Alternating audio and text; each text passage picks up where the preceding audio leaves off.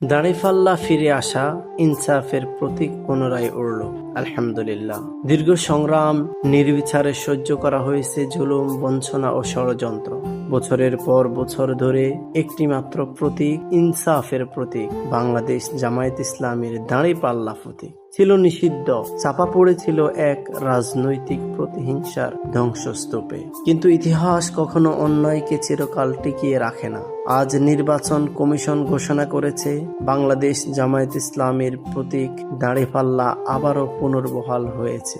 এ যেন অন্যায়ের বিরুদ্ধে ন্যায়ের জয়, মিথ্যার বিরুদ্ধে সত্যের বিজয়। আন্দোলন, মামলা, গণজাগরণ সবকিছুর ফসল আজকের এই রায়। দাঁড়িপাল্লা মানে কেবল একটি প্রতীক নয়, এটা ন্যায়ের প্রতীক, ইনসাফের প্রতীক, ইসলামী শাসন ব্যবস্থার প্রতীক, একটি ইনসাফপূর্ণ রাষ্ট্র ব্যবস্থার স্বপ্ন।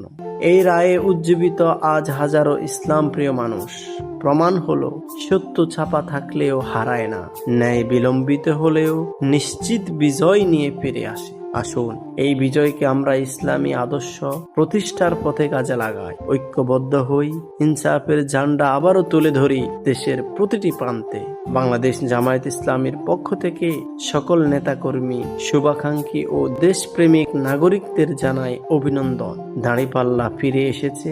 ফিরে আসুক ইনসাফ, ফিরে আসুক শান্তি, ফিরে আসুক আল্লাহ তাআলার ভীতির রাজনীতি।